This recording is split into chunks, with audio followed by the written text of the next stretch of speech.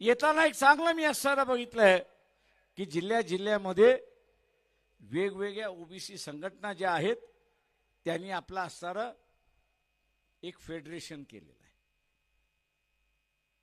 त्यांनी एक फेडरेशन केलेलं आहे. मी आमच्या पक्षाच्या जिल्ह्याच्या अध्यक्षांना असताना अगोदरच सांगितलेलं आहे की या फेडरेशन जिल्ह्याच्या ओबीसीच्या फेडरेशन बरोबर बसा, ओबीसीच्या फेडरेशन बरोबर बसा, उमेदवाराची चर्चा करा आणि 100 आपल्या जिल्ह्यातले 7 असतील तर किमान 5 कसे आणता येतील याचा आराखडा आपण असताना त्या ठिकाणी तयार करा.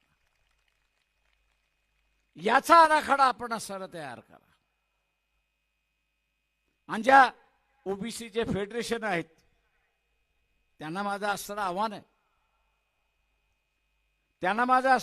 आहे, नुसता उमेदवार दिला की तो निवडून येईल असं नाही.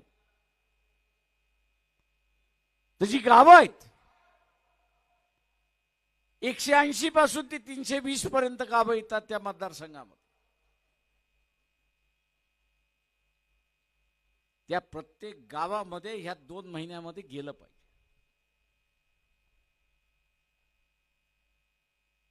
यांचं आम्ही यात्रा निघण्याच्या अगोदर नोव्हेंबरमध्ये इलेक्शन घेण्याचा प्लॅन होता. पण आता ते दिवाळीच्या अगोदरच घेण्याच्या मनस्थितीमध्ये आलेली आहेत. तुम्हाला वेळ देणार नाही. इथे घोषणा झाली 20 दिवसामध्ये तुम्हाला असताना मतदानाला ते पाठवते. तुम्हाला त्यांना वेळ द्यायची नाही कारण ते अगोदर सत्तेमध्ये बसलेले आहेत. आपण काही सत्तेमध्ये बसलेलो नाही.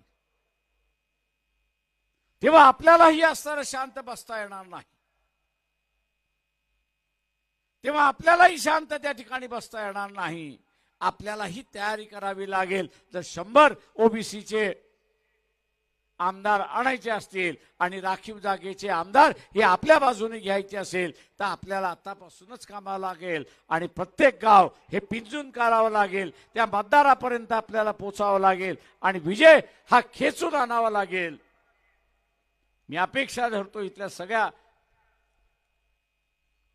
लढाऊ ओबीसी संघटना ज्या आहेत त्यांच्याकडून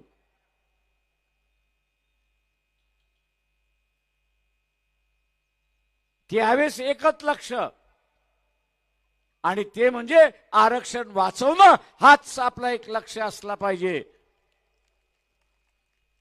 आणि ते लक्ष वाचवण्यासाठी उमेदवारी आपण असं ठरवली पाहिजे आणि त्या उमेदवाराला आपण निवडून आणलं पाहिजे. ते आपण कराल ही अपेक्षा बाळगतो